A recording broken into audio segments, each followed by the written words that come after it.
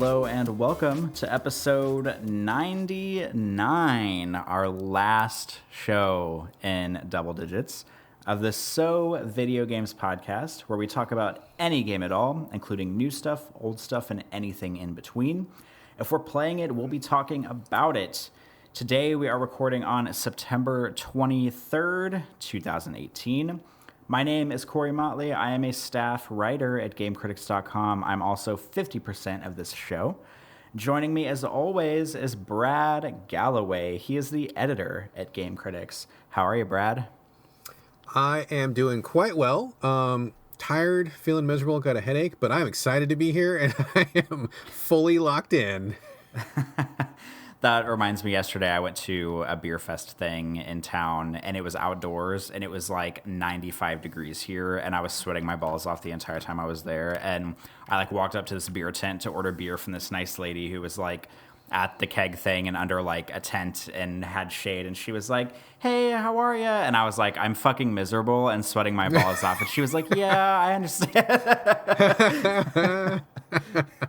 Yeah, instead of the typical "Oh, I'm good, I'll take some beer," I was like, "Girl, I am miserable right now." But it was good. The sun went down. It was cloudy later, so I stopped sweating my balls off at a certain point. But good. But maybe you're not in the best mood. I'm also hungry right now. I don't know if that will affect anything. But we can enjoy the show together, and we can press on and make the most of it. How does that sound?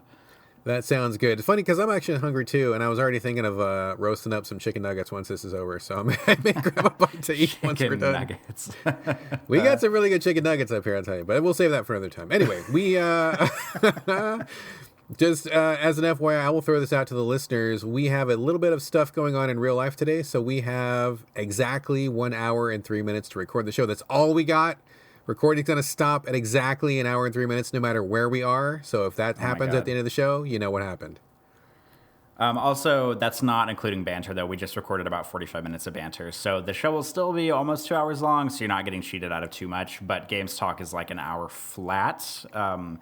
But we don't want to waste any time, so let's jump in and talk about games.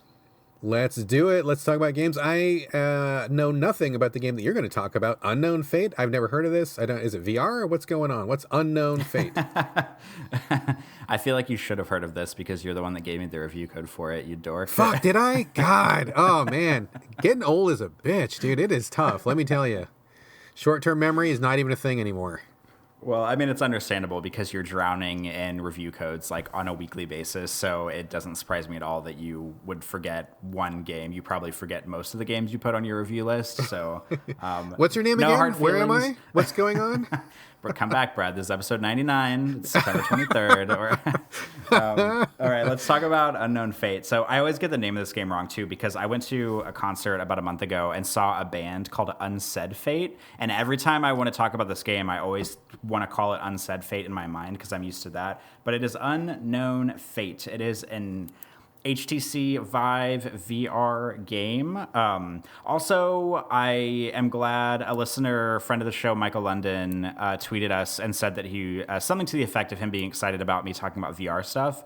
So thank goodness we have one person out there who's interested in hearing about VR, because you're probably going to be hearing about it more in the future because I have an HTC Vive. However, he recommended the game Static to me, Statik. And wanted to know my thoughts about it. And Michael, I'm sorry to report, Static is not on the HTC Vive. I think it's PlayStation 4 exclusive. So unless they bring it to PC, I will not be able to play it, unfortunately. But if they do, I'll pick it up, I'll try it, and I'll get back to you. But we're talking about Unknown Fate today. It's a first-person. This is probably the closest thing I've played to a walking simulator on HTC Vive yet, which is kind of weird because you'd think that VR games would be rife with walking simulator type experiences. I thought they were all walking simulators. Well, I mean, I guess to an extent they are, but when you were talking about Super Hot, Super Hot is definitely not a walking simulator. It's kind of a puzzly first person shooter action game, and Budget Cuts, which I was talking about a while back, which is kind of the Portal-esque sort of office manned by robot simulator. That's a stealthy kind of like explorational puzzle game. And I know that sounds a lot like a walking sim, but it has like combat and it has like actual stealth elements. So like I wouldn't really classify that as because when I think of a walking sim, I think of a game that's first person, that's you exploring like a densely narrative environment that doesn't really have any combat, or maybe doesn't have a lot of combat. Something like Dear Esther, or what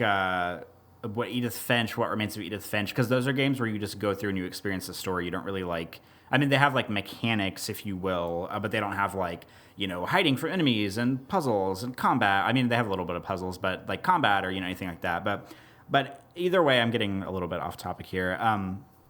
Unknown Fate is probably the closest thing I've played to like a traditional walking sim since I've had VR, which is interesting because you'd think I would be like up to my balls in walking sims because that's like my jam, and somehow I just like haven't played many of them or any of them until now on the HTC Vive. But I think this is still an early access. I'm not positive about that, or it's like a beta or something. But it's pretty well functional. You play as a guy who, at the beginning of the game, you like are kind of in front of this house on this street. It looks sort of like any other street you've been on in your life. Slightly stylized because it's a video game, of course. And if you look to your left and right, there's kind of this weird thing going on where the street has sort of like dissolved into the air, and there's these big like cubes in the sky, and it looks like everything looks normal at first, but as soon as you start looking around, it gets a little bit surreal because it's like you're in a dream or like a nightmare, and there isn't stuff like flying at you, and there isn't stuff like blowing up in your face, but everything is just kind of suspended in the air around you, these like cubes and like pieces of the street, and you can't really tell what's going on. And there's this sort of like magical sort of like, I don't even know how to describe it. It's sort of like this like elvish monster thing that appears in front of you, and it starts talking about a few things. I can't remember what it says, and then the game sort of transports you into this like really fantastical world. And when I say fantastical, that's pretty much like what this game's whole vibe is, because when you get there, and this is kind of like when the game proper starts. It's kind of like you're in sort of like an Alice in Wonderland woods type situation. The art design actually reminds me a lot of the Alice Madness Returns video games, because like the stuff around you is kind of based in reality, but it also looks very fantastical and fairy tale like, where there's like giant black trees and just kind of like all around you, and there's these like weird kind of structures that are around you that kind of look like statues, but they're not really like, it's not statues of like people. It's just kind of like big like rectangles and stuff, which sounds weird, but it actually is a pretty cool visual design. Just like the overall art design of it is nice because it's not chasing after realism, one-to-one. It's definitely got like a cool art style behind it. I'm very like fairy tale like. I'm probably going to say fantastical and fairy tale about 200 times when I talk about this game, so sorry about that. But the game, it uses a similar sort of teleport mechanic to other VR games, where you point one of the remotes to the ground, and whenever you hold a button on it, it kind of shows you like an arc, and it shows you where you're going to teleport, and you let go of the button, and it teleports you to that area. And something that I kind of want to drill down on a little bit with this game is that sort of some of the joy of walking simulators is, I mean, this is going to sound so stupid when I say this, and I'm realizing this right now. Some of the joy of playing a walking simulator is literally walking around, because you like progress through areas. It sounds so stupid, but whenever you play a teleportation walking simulator, it's not the same. And I want to talk about this for a second. So like in a walking sim on console, and you might be able to play this game with a control pad and walk regularly. I haven't tried it yet, and I'm not sure if that's a thing. But I'm using it with the HTC Vive controllers, with the headset and everything. I'm standing up in the room when I play it, but it's not the kind of game where you have to like be running around the entire room to play it. You can kind of be stationary. So when you play a normal walking sim, there's sort of like an elegance and a pacing to just literally taking one step after another and sort of slowly stepping through these areas and like looking around and seeing what's going on and sort of like trudging through them in a very realistic real life way, because you walk in real life. But in Unknown Fate, because it has a teleportation mechanic, and that's really popular with VR games because walking in VR is like motion sickness inducing, so a lot of games do this kind of teleporter thing. It takes a little bit out of like the mysterious pacing that walking sims usually have whenever you can teleport wherever you want to go. And And when I say teleport, I mean you can teleport like a foot in front of you, which is what I've been doing most of the time. I just keep the controller, like the little beam, held pretty close to where my feet are, and I'm just kind of clicking it over and over again to kind of like move me as if I'm walking. But you can also teleport like 20 feet in front of you if you want. Like you can really cover a lot of ground quickly if you want to teleport that way. And I feel like can we pause 1 second, Corey? I'm going to ask you something real quick. Yeah. Go ahead. Sorry to interrupt you, but this is something that's been bugging me. So I'm going to talk about this in a second, but I played a game that was very walking sim-ish. In fact, I played a couple that we'll mention in a second. But this was the first time I had ever actually done teleporting. I had heard about it a million times, but since I don't spend a lot of time in VR, I haven't really ever really done it. And so I did it in this game because it was originally designed as a VR game, but then it went flat to actually sell some games, and it was bullshit. I was like, I hate teleporting. I know that people do it to avoid motion sickness, so there's like a reason. It is the most stupid, awkward, awful. I hated it. Who do you do this often in your VR excursions, and do you also hate it as much as I do? Please tell me you do. Well, I don't. So the weird thing for me in your situation is that if a game is made for VR and then is like ported to non-VR, and like an example of this is Here They Lie, which is a game that was PSVR exclusive. Like it came out about a year and a half ago, and then they released a non-VR version for it, and I reviewed the non-VR version for it. And I don't know how it works in VR because I don't have PSVR and it's not on PC, so I haven't been able to play it. But in the non-VR version, it lets you walk normally. It just like maps movement to the controllers, and I don't know if it has a teleportation mechanic in VR. I'm not sure how it works.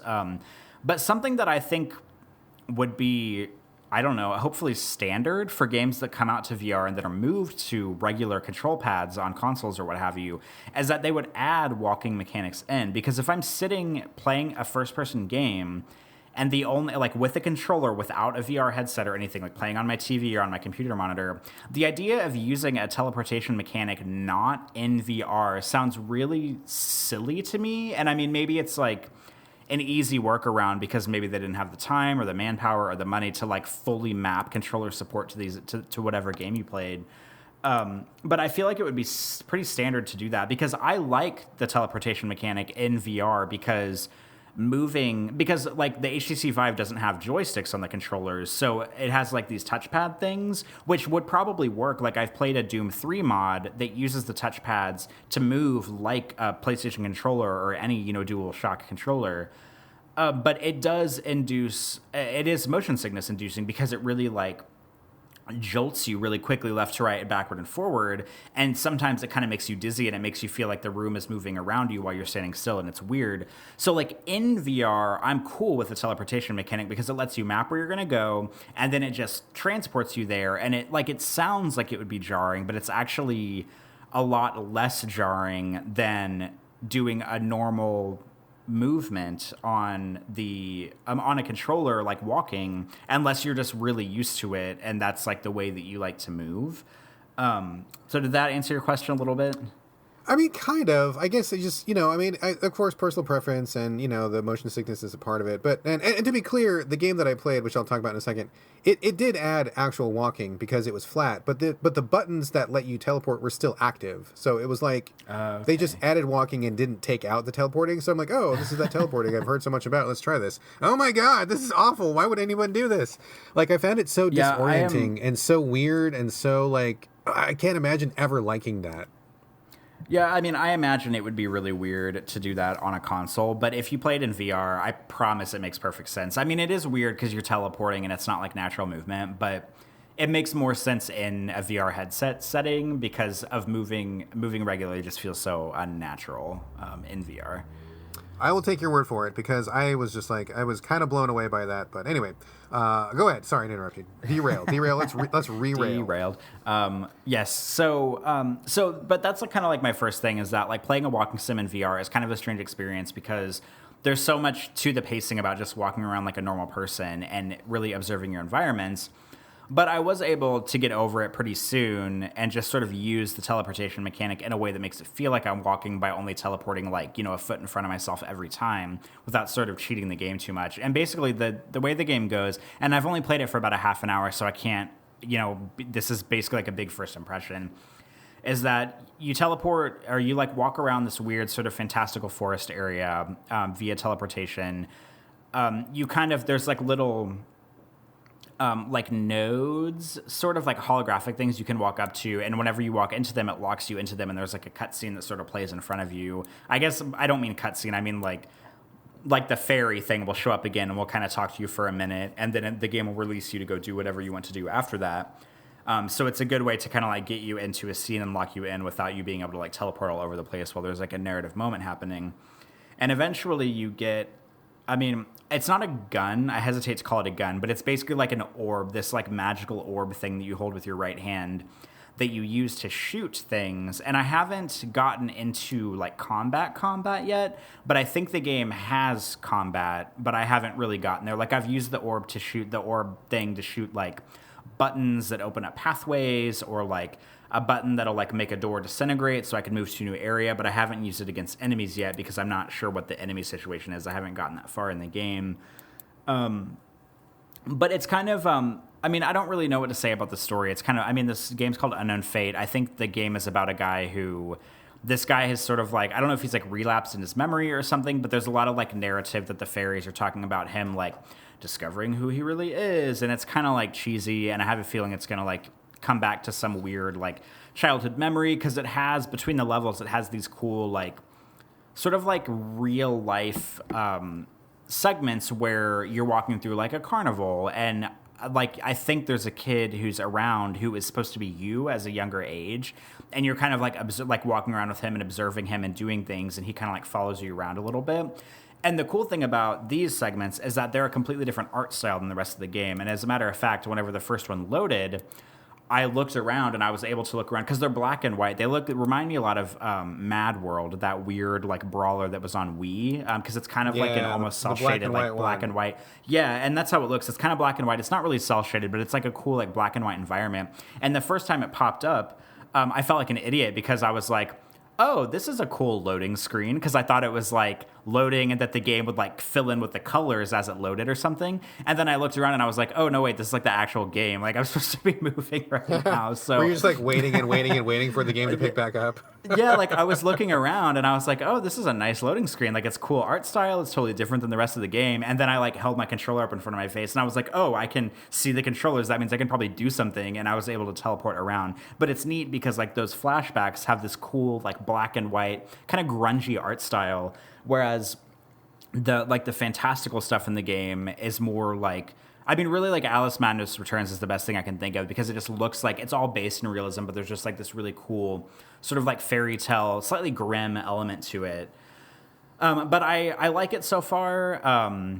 It's not amazing, but it's not terrible, and it's, you know, an interesting thing to play. I will say that whenever I stopped playing it the other day, I wasn't sure where to go, and I accidentally teleported up onto this like cliff that I wasn't supposed to be on, and I was in this like the whole screen was black on my headset, and every time I would try to teleport, the rest of the game would like flash in real quick, and then it would go black again. So I basically got like trapped in some sort of like no man's land on a cliff and couldn't like teleport out of it because I couldn't see what I was doing. So like that kind of pissed me off a little bit because I got like stuck in this weird spot. And then whenever I went to the menu and clicked like the restart checkpoint level or restart level or whatever it was, the checkpoint was like farther back than I wanted it to be. So I was just like, I'm kind of annoyed, and I just stopped playing it right then.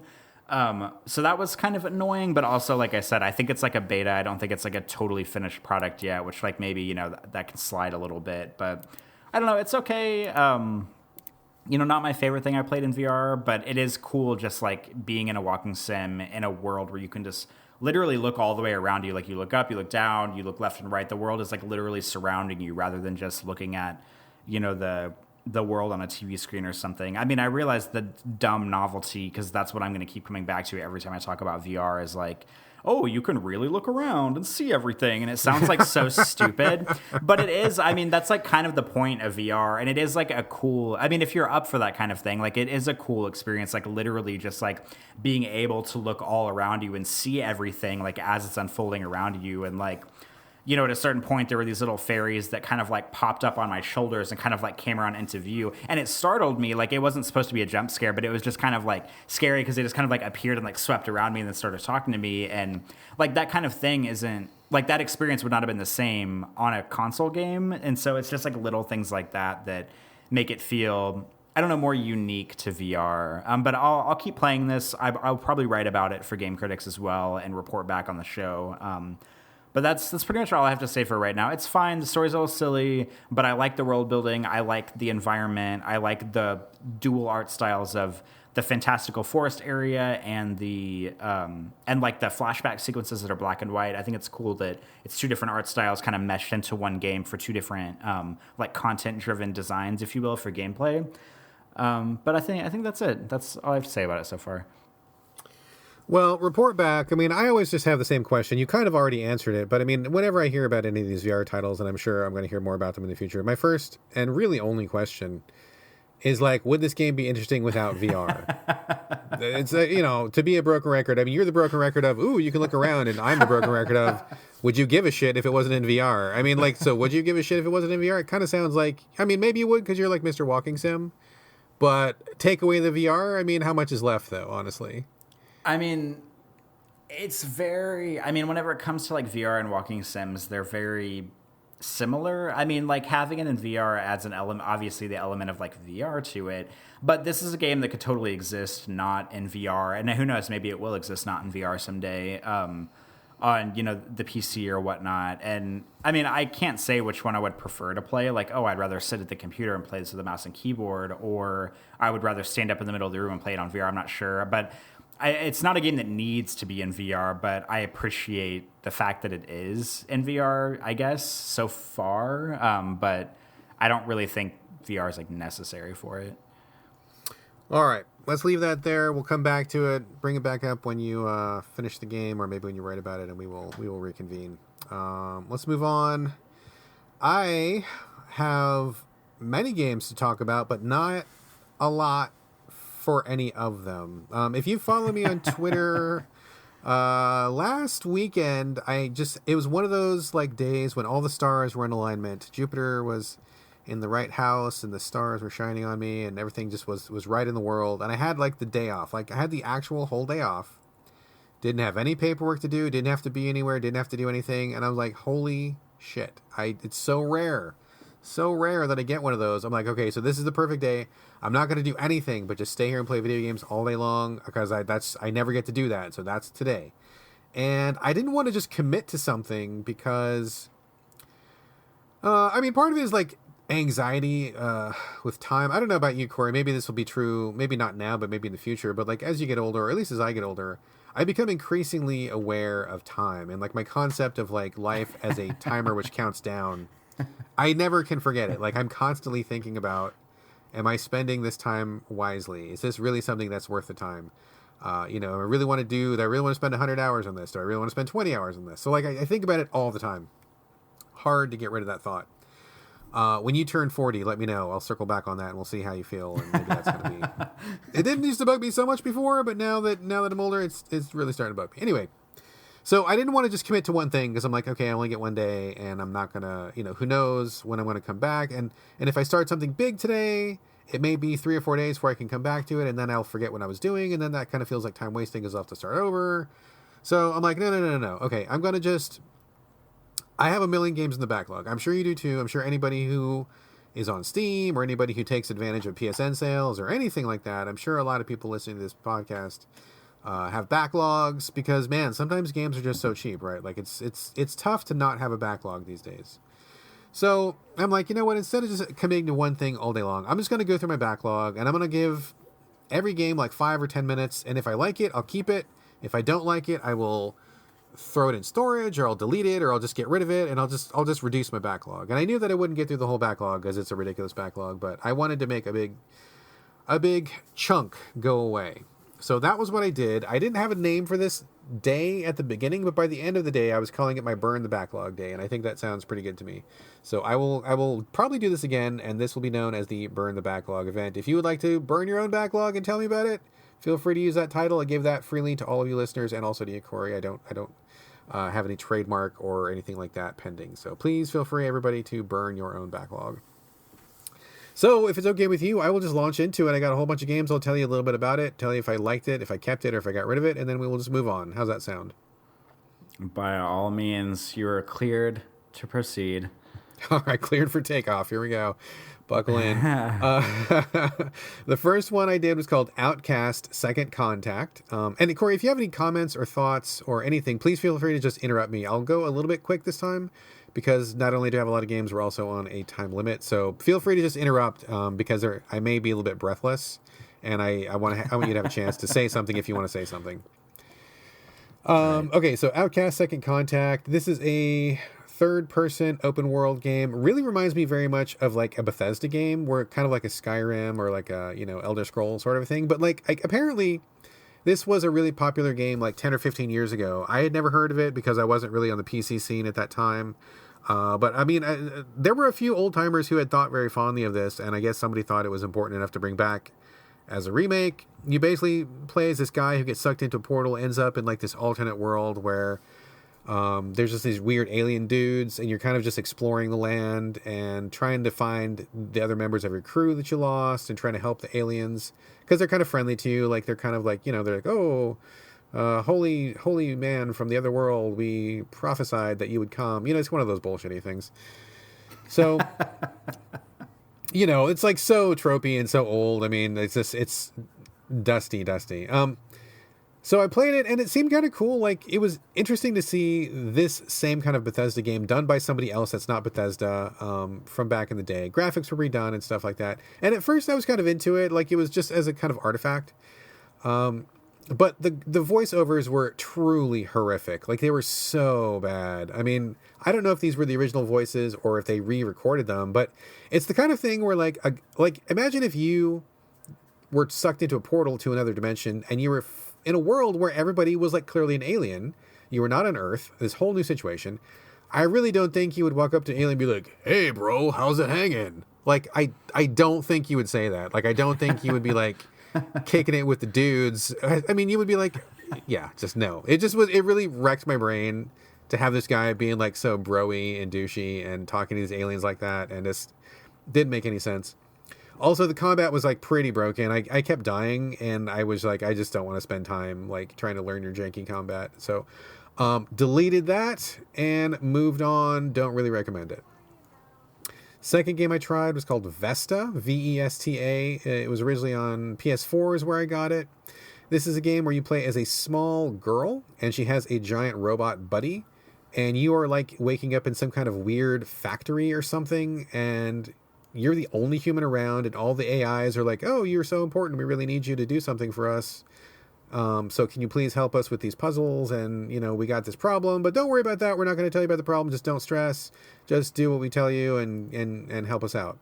So kind of an interesting, obviously there's more to that story that you need to unfold as you go along. But really the hook of it was like each room is a puzzle, and you have to... this sounds a little complicated. I promise you it's not that complicated. You have to take energy. There's only a certain amount of energy in the room. So like if you need to open a door, that door needs energy. If you take the energy out of the door, it will stop opening, but you can use that energy to open something else. So like every room is basically like a series of puzzles where you need to think about where does the energy need to be, because that energy will open a door or power a machine or make a platform move, and in what order you need to do that. So which one goes first, and how does this, how are we going to get out of here? The hook is that you can switch back and forth between the girl and the robot. The girl is small and she can steal energy. The robot is big and he can shoot, and you work together as a team to kind of get through these puzzles. I thought it was really cool. I liked it a lot. I did not think I would play it on PS4, so I picked it up on Switch because that seemed to me like the kind of thing that I definitely would like to play 1 or 2 levels of before bedtime. And I thought that was a win. So I liked it a lot. I picked it up on Switch. I'm going to stay on that. Deleted it from PS4, but I will continue. I may talk about it more in the future. So I thought Vesta was quite good. Moving on, I tried Anamorphine, which is one that I think that you would be very interested in. This is a walking simulator, which are not usually my jam. I don't know how I ended up picking this one up. It must have been $2 at some point. And I don't even exactly know what it is, but it starts off with a trigger warning and saying that there's going to be some hardcore stuff, which is fine because I'm a mature adult. And it's the story of a relationship between two people. They don't exactly tell you who they are. And you start off in like a real world setting. You're like in a room, like an apartment. And what happens is you kind of just like explore, but as you explore, things change in the environment. And I don't mean in like a puzzle or a spooky sense. I just mean in the sense of like they want your emotion to kind of trigger the story to be told. And so how you move through the world progresses the story. It seems very much like they want you to experience the story in a very certain way. But it's not exactly like a walking sim. Like you're not walking around looking at documents. You're not walking around examining things. It's like you're looking at the space, understanding what the environmental storytelling is telling you, taking that in, and then as you move, things change. So like you turn around and then something that was not there is there, and they want you to walk a certain way. Like the way that the game unfolded, I thought was really cool. And it did not strike me as other walking simulators, although you are the expert on that. Seemed very interesting. I wanted to play it, but it was not the kind of thing that I would probably play with my son sitting next to me, so I put it on hold. I did keep it, though, and I think that I will definitely come back to that. Yeah, you have to stop talking about this game because my dick can only get so hard listening to you talk about it. As I was playing this, I'm like, oh, this is a Corey jam. I think Corey might like this one. I'm going to bring this up on the show.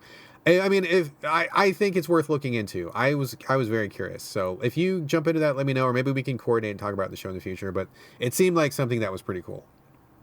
So I kept that one. Remind me what platform you played it on?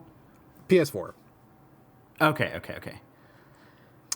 Let's see. Moving on, I played Future Unfolding, and I was actually struggling to even remember what this game was.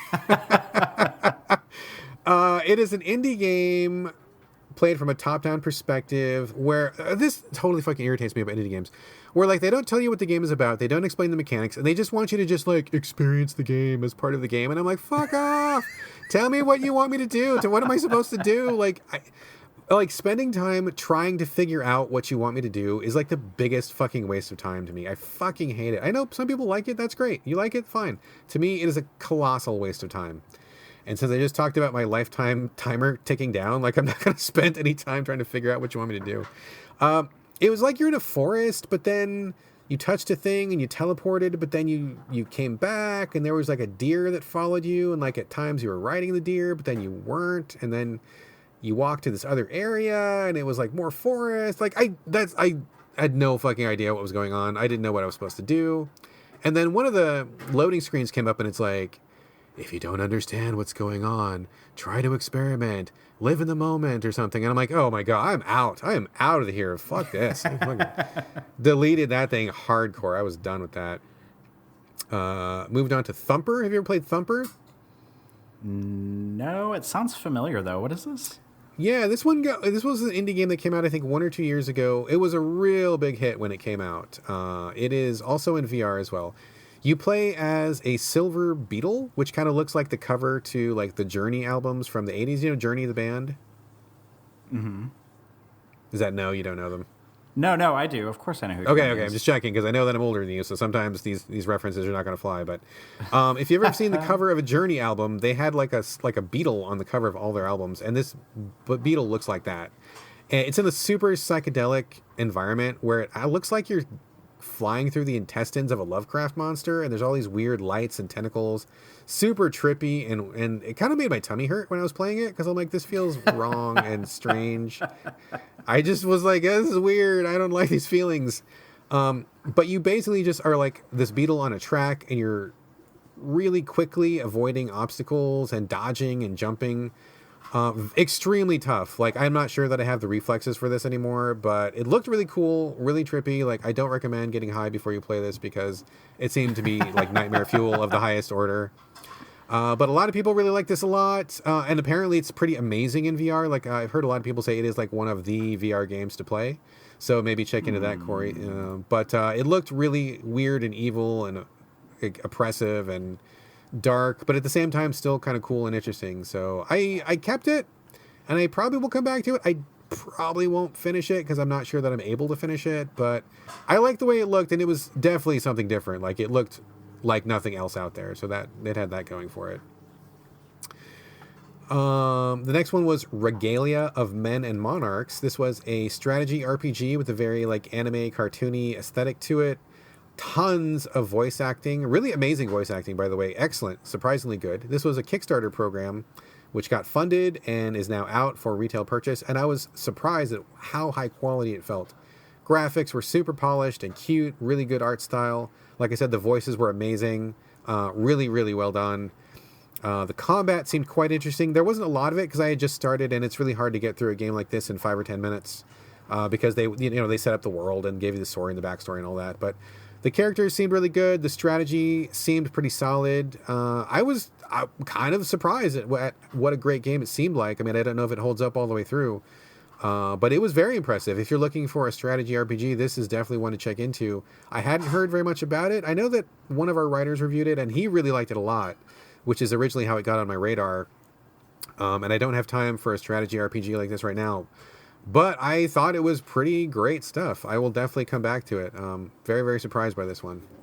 Brad, I have something to say real quick. Yeah. While you were talking about that game, I looked up Anamorphine on Steam, and it has a VR mode.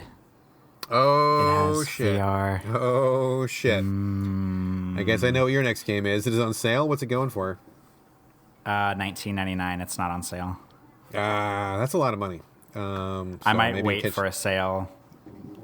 Yeah, put it on your wish list or something. Get it on sale. Because I was actually very, very intrigued by the way that it unfolded. I would be curious to discuss this one with you because it seems like to me not like the average walking sim. So bookmark that baby. We'll come back to it.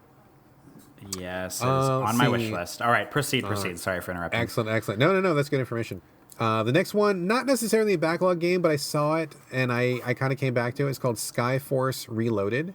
This one was recommended to me by good man Coffee Jesus over in the UK. Love that guy. Do you know him on Twitter? Do you talk to him at all? No, I don't know who he is. How do I not know who Coffee Jesus is? What the heck? Coffee Jesus is partners with Patty Stardust, and they're the two guys that are on the Twin Humanities podcast. They are amazing people. Like, if you listen to their podcast, they are just like so energetic and expressive, and they could sell ice cubes to a penguin because when they like something, they just like go all in on it, and it's just like bliss to listen to these guys just wax poetic about it. It's impossible to refuse their enthusiasm. But they're great guys. Love them a lot. They're also Dark Souls fans. I think that's how I originally came across them. They talk about Dark Souls, Destiny, Warframe. Gina and I partnered up with Patty and CJ for some Warframe. That was a hoot and a half. I was just like, it was 2 hours of solid entertainment. It was really, really fun. So they're great guys. But Coffee Jesus recommended Skyforce Reloaded, which is a top-down 2D bullet hell shooter, which I don't generally go in for. But this one has a mechanic where you're constantly like leveling up and improving your ship. And that was really kind of the thing that got me, because you'll start a mission, get your ass handed to you, but like you will collect enough like stars or gold or whatever it is. And then when you restart the mission, you can like, oh, I'm going to buy better guns, or I'm going to buy better missiles or something. And you keep them forever so that the next time you come back, you totally kick ass. And so it feels good to kind of get your revenge on those things. And then you just keep getting better and better. I mean, it's a pretty simple gameplay loop, but I haven't played a lot of bullet hell shooters where you can actually improve so quickly and so easily. And it really makes you feel like you want to keep trying again, rather than feeling defeated and, like frustrated. You just keep playing. And even if you don't win, like you still, earn gold and you can get a little bit better. And the next time you play, you get a little further. So it's really cool. I really like the game quite a bit. Not the biggest bullet hell fan, but this is one that I really sign off on because I think that the upgrade mechanic is just brilliant. And I wish that more games like it would use the same system. So Skyforce Reloaded is amazing stuff. The next one, another walking sim. Again, this must have been on sale because I don't know why else I would have bought it. It's called The Invisible Hours. Have you heard of this one? I have seen it on the PlayStation Network every once in a while, and I think I've looked at some screenshots and stuff for it, but I haven't bought it or anything, but I don't really know what it's about, but I know I've seen it before. So this is by Tequila Works, who I really like them a lot as a developer. They have done a bunch of games that I can see in my mind's eye right now, but I sure can't tell you what they're called. They did that zombie side-scrolling game that you liked. They did. What is that game? Do you know what it's called? The zombie side-scroller? I cannot remember. Deadlight or something like that? Deadlight? They also did Sexy Brutale, which was a puzzly, story-based, like a Groundhog Day time loop game. like everything they've done has been pretty good. Like I think they're one of the unsung heroes lately, where they're really doing some cool, innovative stuff. But they're still really under the radar. Tequila Works is. So this is another one from them. I haven't heard anybody talking about this, but we had somebody review this. In fact, 2 people reviewed it at Game Critics, and I think they both gave it like a 9. They both thought it was amazing. Oh shit! So so I picked it up and I played it for like 5-10 minutes, and I was like, oh, this is amazing. Like I want to play this like right away. So it's a walking sim, but okay. So you played Tacoma, correct? You did. Yes, I played it and I loved it. Okay, so the time mechanic of Tacoma, where you can fast forward and rewind, this game actually, I mean, okay, so like I don't want to say they did it first, but this game came out before Tacoma did. So I'm not saying anybody stole anything from anybody, right? Like I'm just, this happens sometimes in development, not pointing any fingers, but this game came out first, and it has the exact same time mechanic of rewind, fast forward. So what happens is it's really gothic. Like you show up on this island, which looks like, I don't know, like really old timey, like 1800s or something like that, like, kerosene lanterns, and everybody's dressed up really fancy to go to dinner and that sort of a thing. And so you arrive on a boat. Somebody is dead in the house when you get there. They're already dead by the time you get there. There's a lady walking around. You watch what happens, but then you can rewind, and then as you rewind, you can follow other people. So you can see, well, where was this lady before this guy got killed? And you can follow her whole track, or play, go forward, and more people show up, and then you're like, well, where were you before? What were you doing? Who were you talking to? And so you can like walk around the whole place and just rewind and fast forward as much as you want, to kind of like figure out like what was going down, like what is the story of this whole place. And I was like, wow, this seems really cool. I'm really into it. Like there's no like gameplay per se, and the game even tells you that up front. They're like, this is not a game, it's not a movie, it's something else. Please engage with the system and figure out the story of this place. And I'm like, yes, I will. Yes, thank you very much. So I only played like 5 or 10 minutes, but I was sold immediately. I am very curious to play more. And if the people at Game Critics are to be believed, which they certainly are, everybody loves this game. Everybody said it was fantastic. So I am itching to come back to it. Corey, you going to check this one out? I'm kind of like looking at these games on Steam as you're talking about them to see what's going on with them or how they look. And this game is on Steam. It is also in VR. So like somehow putting a lot more VR games on my list, because it sounds interesting, and like knowing it's in VR and having more stuff for me to try in VR is definitely kind of a big thing for me right now. So it's $30 though, which seems steep. Oh man, I know I didn't pay $30 for it. I guarantee you that. I know I got it on sale. There's no way I paid $30 for that. So wish list, catch it on sale. It's been on sale. I got it on PS4, so it must have been $5 or $10 or something. I doubt I would have paid more than that for this game. Probably $5, but we'll see. But yeah, I was immediately sold, and you know that I'm not a walking sim guy, but I stumbled across 2 in the course of Burn the Backlog, and I was very interested in both. So that speaks pretty well to both of them, I think. Next game was on the Switch. It's called Shio, Shio. I don't understand this game. I don't know why anybody would have made this game. It's like you start off in kind of a dream, and it's really weird, and it's unclear. And as you play, you have a mask that you can put on for some reason, but I'm not exactly sure what was going on with that. And then all you do is you jump, and there are these lanterns which are floating in the air. It's a 2D kind of a game, platforming kind of a game. So you jump up, and when you hit a lantern, then you can keep going up. And so the whole game is basically jumping in the air, hitting lanterns, and continuing to jump further. Of course, there are some obstacles that you need to avoid, because you'll die and get sent back and blah, blah, blah, blah, fucking blah. Like, I'm just like, why was anybody make this? Like, it seems like a really basic kind of a game dev project or game jam sort of a thing, where my whole game is about jumping and hitting something in the air, which is okay. But like the aesthetic was really drab and boring. I just didn't understand. It just seemed like not enough to base a game on. You know what I'm saying? Like it was just jumping, and that's all there really was to it. And that seems to me like really like game dev 101. So I was like, I'm out. I don't know why this is here. This is bad. So pass on that. Hard pass. Next one was a game called The Way. Literally just The Way. Playing this on Switch. It is a point and click, pixel based. It's got to be European. It's got to be, because it seems so weird, and the way that it was approaching me as a player. Would be very shocked if an American made this. And it's not Japanese. It doesn't look Japanese at all, so it's got to be European. Super interesting. I'm not a big point and click fan, but this one begins with you digging up the corpse of your wife, which is guaranteed a good way to get my attention. I'll tell you that. You bring her back to your lab, so it's in the future. You put her in a portal or a pod of some kind, which clearly means you're not going to let her rot. Like, you obviously are going to bring her back. And then the next thing you do is you go to break into a science lab and try to steal a spaceship. So I'm like, oh my God, like I'm in. This is weird. This is crazy. What's going on? Like, and it wasn't just a point and click. I mean, there was definitely point and click stuff where you're finding documents and, like, you know, putting keys in locks and stuff like that. But also, you were kind of walking around and there was real-time action to it too. Like, you were dodging guard robots when you're trying to steal their spaceship. You were kind of walking around on ladders and, like, platforming a little bit. So it was kind of this strange blend of, like, action. It kind of reminded me of, like, Abe's Odyssey a little bit. Did you ever play Abe's Odyssey back on the PlayStation? Or maybe even, like, Out of This World, perhaps? I'm familiar with Abe's Odyssey, but not the other one. Yeah, so it's this reminded me very much of, like, Out of This World or Heart of the Alien or Flashback, which were pretty well-known games back in the early 90s, I think. This is very much like that. Platforming, some real-time elements, some point-and-click, kind of a weird blend.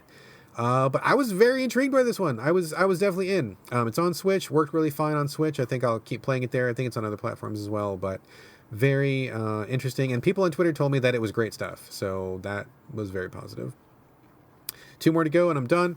Last one is Twin Robots. This is, again, Game Dev 101. You play as these two. One robot's white, one robot's black. You can switch between them. And all you're doing is platforming and avoiding stuff that wants to kill you. And that's it. Really super not interesting. The hook was not fun. It was really dumb because if you get to the end of a stage with one robot, you have to get to the end of the stage with the other robot. And I'm like, why? I just did all these challenges. I got to do it twice. This is stupid. I don't like the way this game looks. The art style is crap, and it just controls are not tight, and whatever. Nothing to talk about here. Instant delete. Played that on Switch. It's also on PS4. I do not recommend it. And the final one that I will talk about is called The Messenger, which was on Switch. This one was getting a lot of love recently, and I just honestly don't understand it. I had people approaching me on Twitter who I talked about this game a little bit, and they were like, oh my God, are you kidding? This game is brilliant. What's wrong with you? And I'm like, what's wrong with you? This game is not brilliant. This is just like, did you ever play the original Ninja Gaiden on NES or any, like, of those old school platformers? You ever play those? I didn't play the old ones. I didn't get to that until it came to Xbox.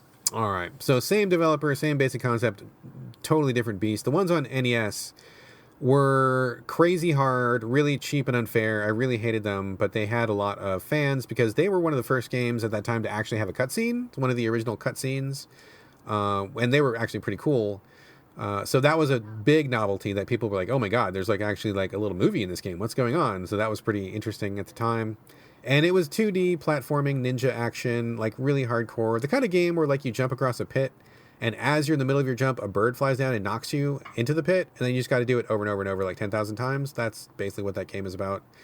So The Messenger is one of those new games which is aping an old game. It's basically exactly like Ninja Gaiden from NES, except the art style is just not as good, and it's just basically the same thing over and over, and I just wasn't really into it.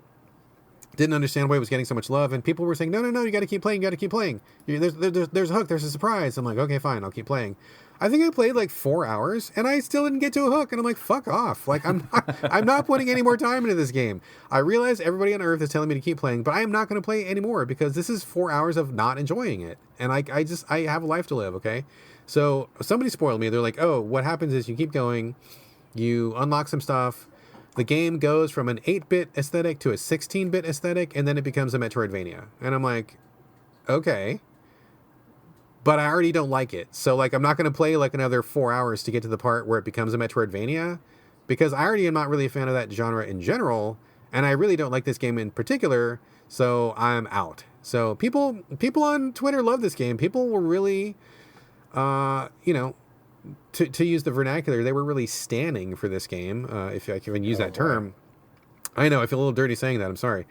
I just was not a fan. I don't like this new modern trend of people basically remaking old games and then calling them something new, when it's like, I've seen games that are like basically a redo of Contra. I've seen a game that are a redo of Ghouls and Ghosts. This is a redo of Ninja Gaiden. Like, make your own fucking game.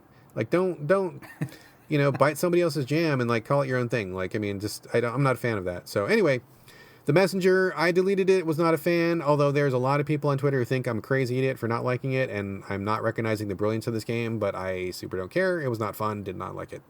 And that is the end of Burn the Backlog. I got through all those games in one day, and it was glorious.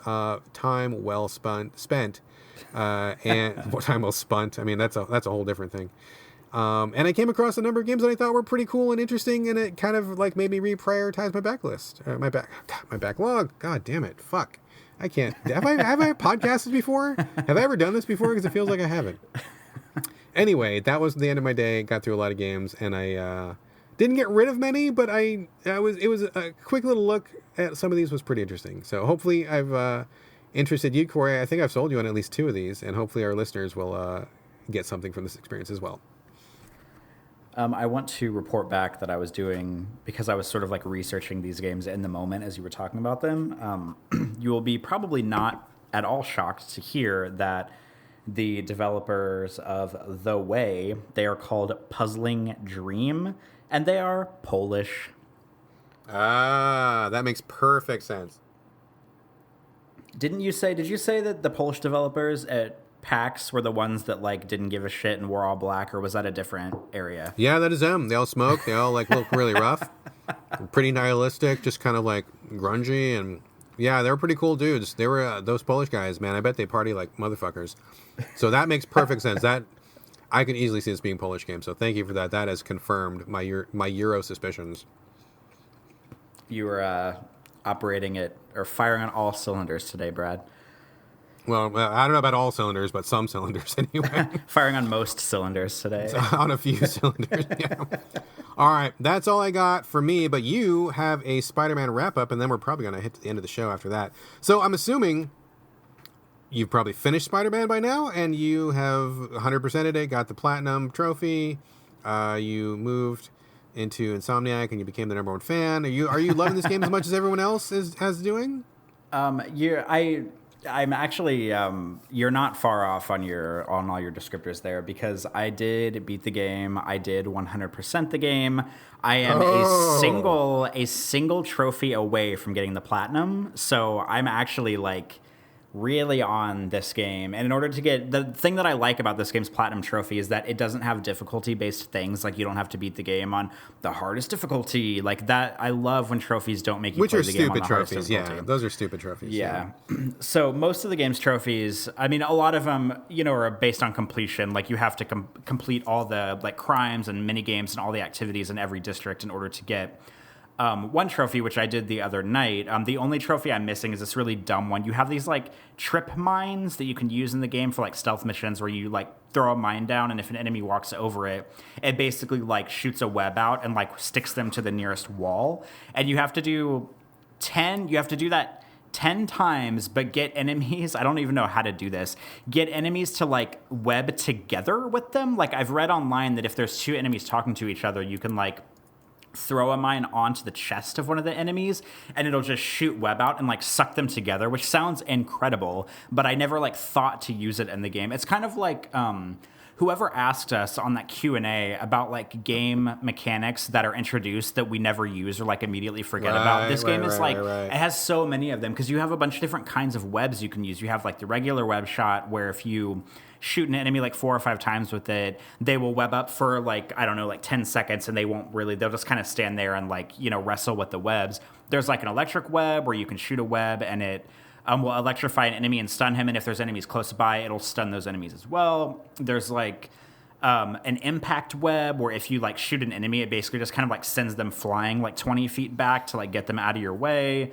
There's a web bomb where you like throw this kind of grenade kind of thing at an enemy and it sticks on them for a second and then it like blows this web out that like webs up like 5 enemies that are or like however many enemies are like in the immediate proximity. And they're all really cool gadgets to use, but I always forgot about them. And like the trip mines, I always forgot about, so I never used them. But long story short, you're not far off. I literally am that trophy away. As soon as I get that one, I'll get the platinum, and then I will have platinumed this game, which kind of brings me to my, like, the thing I guess I want to say about this game is that This is one of those weird games that I like a lot more than I think I do. Does that make sense? Yes. I fully understand what you're talking about. Like it's just like, and it kind of goes back to what I said last week, where like it's just so playable and so fluid and like so fun to play that it's just like I play it and I'm like, as I'm playing it, I'm thinking like, okay, like this game isn't really doing anything new, like it's nothing I haven't really seen before in any other game, but at the same time, like, if I'm doing literally everything there is to offer in the game with like very little complaint about stuff that's going on in it, like I obviously must like this game a lot more than I think I do. And like, this isn't the first game that this has happened to. I feel like the first Dishonored did this to me too, where I played it and I was like, yeah, it's fine. Like, yeah, it's all right. And then I played it like 2 more times and I was like, okay, like obviously this game is doing something right if I'm playing it this much. So it's just like a weird thing where I like it a lot more than I think I do. And that's like the perfect way to sum up this game. I mean, in the like pantheon of, I don't know, superhero games, I think I mentioned this last week, I feel like Batman Arkham City is probably like my absolute gold standard for like pretty much everything you can do with like a great superhero game. I mean, it's open world, it's third person. The combat system in Batman is probably the best third person, fluid, dynamic combat system I have ever played in a game. And that goes for all the Batman games, for Arkham Knight, Arkham City, Arkham Origins, and Arkham Asylum, because the combat system doesn't change much over those games. But you know what? It doesn't have to, because it's so fucking good. They don't really have to tweak it that much because it's just perfect. And like, if that's like my gold standard for what a great superhero game is, or even just a great like third person sort of action adventure game, I feel like Spider-Man is like right there in second place. Like, it's just a lot of fun to play. I loved traversing the city. I didn't mention this last week, but it's something I thought about. Traversing the city reminds me a lot of Mirror's Edge, because in Mirror's Edge, whenever you're running around this open world area, and I guess I'm speaking specifically to Catalyst, which was the second game in the series, in most open world games, like in Grand Theft Auto or whatever, you jump in your car, you jump on your horse in Red Dead, and you just like hold R2 and drive around the streets until you get to wherever you're going. And then you press L2 to stop and triangle to get out of the car. But like with Mirror's Edge, because you're free running around the city, you're constantly having to look at what to do and be really aware of what's going on with your surroundings. And it constantly, you have to press a button to jump or hold it to jump higher. And then you have to hold another button to roll out if you fall down too much. And there's like a button where you can swing around corners of buildings and stuff. And so you really have to be like super dialed into what's going on just with traversal alone. And Spider-Man really gives me a lot of those same vibes, because when you're swinging through the city, you can hold R2 to swing. If you let go of R2, he lets go of the web. You can press X to get more height or get more speed on the jump. You can press L2 and R2 at the same time, and he'll do like a really quick like zip to an area, and you can stop there if you want. Or if you press X out of that, he does this cool like rocket jump out where he like zips to an object, he hits it, you press X, and he does this cool like almost like a pole vault like maneuver out where he like jumps way high in the air, and then you can grab onto another building. Or if you want to, you can just fluidly go from swinging to hitting a building and wall running, or wall running straight up, where you can just climb on the wall like a little spider if you want to, if you need to go slower. And it's just like a great traversal system that really like keeps me engaged in the game, and it's really entertaining and it's beautiful, and it just reminds me so much of Mirror's Edge, because I prefer, if you're gonna spend 60% of the game just like traversing across the city, like it has to be engaging and it has to be fun and it has to be beautiful, and it is all of those things. Just like with Mirror's Edge, it's so much better than just getting in a car and holding R2 and then turning down a few streets until you get to your destination.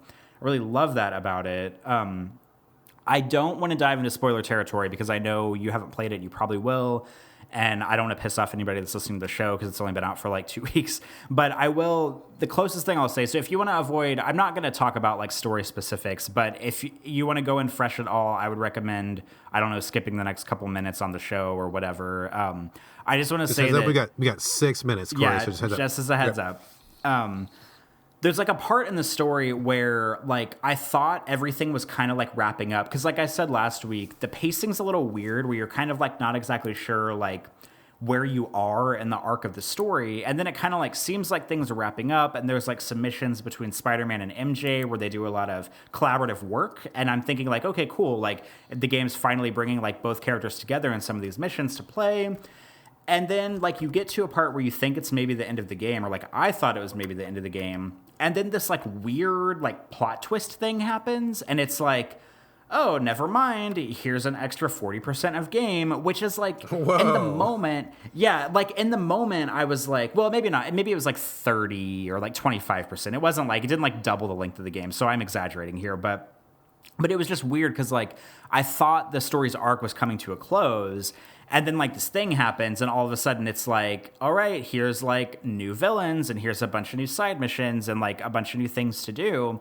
And it was kind of like, really, like it almost seemed like they had like made DLC for the game and then just like attached it to the game instead of like selling it later, which I mean, you know, it's all well and good because the game is really good, so more of it isn't a bad thing. But it's just like the story pacing was strange for me because I was like, oh, like, cool, the game's kind of wrapping up, it's kind of coming to an end, and then all of a sudden it's like, boom, here's some more stuff to do, and it like, you know, increased the game by like 20 or 30%.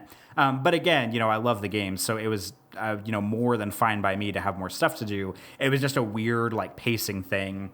And there are some good, like, character moments throughout the game, and definitely late in the game that I thought were pretty well done and well written.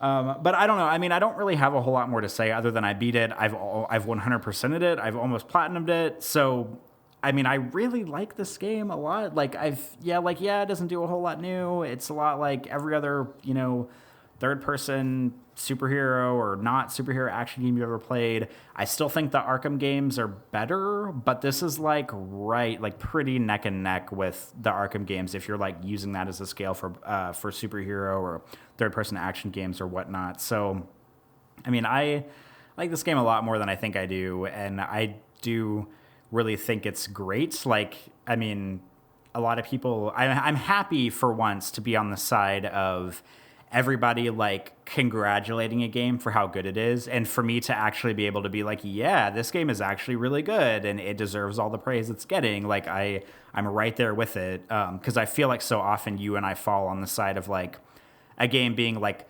lavishly praised, and then you and I being like, yeah, it's like fine, but you know, like it's not really worth all the praise people are piling onto it. I actually think Spider-Man is deserving of all the praise. I mean, a few story, you know, weird things aside, a little bit of repetitive gameplay aside, but I like it. I think it's, I don't know, two spider thumbs up from Corey Motley, I guess. two web thumbs up. I mean, what you're saying is basically what I've heard every single person in the world say, where they're like, it's an open world game that doesn't do a lot new, but Jesus Christ, I can't stop playing it, and I don't really care about trophies, but oh wow, I just got the platinum trophy. I guess I did every single thing in the game. Like literally everybody I've talked to has said the exact same thing, where they're like, yeah, it doesn't do a whole lot new, but Jesus Christ, I can't stop playing it. So clearly Insomniac must have done something good, and you know, makes a case for the argument where you don't need to reinvent the wheel as long as the wheel that you make is like polished and immaculate. So it sounds like a win. I'm definitely interested. I don't want to pay $60 for it, but it's on my GameFly queue. Hopefully I'll get it pretty soon. And I'm sure that like we, you know, I'll play it. My son will play it. My wife will play it. We'll probably all dip in. I mean, it sounds good. I'm not a big fan of open world right now, but this one does sound like it's got that magic. So I'm sure we will talk about it more. Maybe we'll do a spoiler after I play it. But I'm glad that it's a win. Sounds like a win. I'm a Spider-Man fan, so I'm happy to hear this one turned out okay. Yeah, I'm excited for you to play it because I would like to do a deep dive show on it once you play through all of it. All right. Well, I will prioritize it. I think it's currently number one on my GameFly queue, and if I see it like on super sale, I'll grab it. Although the way that it's selling right now, I don't expect it to be on sale for a while. Apparently, it made more in its first 3 days than the last Spider-Man film made in its entire run, if I'm remembering correctly. So I don't think it'll be on sale anytime soon because it's going like hotcakes. But, you know, congratulations to Insomniac. And I'm looking forward to getting back in the shoes of Peter Parker at some point. So there you go. We should probably wrap it up unless you got anything else you wanna bring it home for us, man? I don't have anything else. So, yeah, we can go ahead and wrap up the show. Let's do it. Yeah, so hello, everybody, and thank you for joining us. That brings us to the end of episode 99. Episode 99. The next time you listen to the show, It's going to be 100 in the triple digits, a show that Brad and I have done absolutely no preparation on anything special for, so keep that in mind. But that brings us to the end of episode 99. It's been an honor and a pleasure, of course, to co-host the show for so many episodes so far, and I look forward to many more in the future. If you want to bail right now, feel free. If you just came for the games talk, I don't blame you. But if you want to stick around after the ending music in a minute, Brad and I talk about some just what we've been up to, banter, homeless people, Cirque du Soleil. We always bring a swath of topics to our banter segment. So feel free to stick around if you want to listen to that. If you have any thoughts, comments, feedback, any games you're interested in us playing, any show topics, Q&A, anything, there's several ways to get a hold of us. The first way is by email. You can send us an email at sovideogamespodcast@gmail.com. You can also post comments for us at the Game Critics website when the show goes live there. You can also tweet at us. It's probably the best way to get a hold of us. I say that every week, but it's really not the best way to get a hold of us. I just feel like it's the fastest way, maybe. But you can tweet at us. Our Twitter handle for the show collectively is at SoVideoGames on Twitter. And last but not least, you can reach us individually on Twitter as well. Brad, would you like to give out your Twitter handle? Yep, my Twitter is the same as Instagram. It's BRADGALLAWAY, all A's, no O's.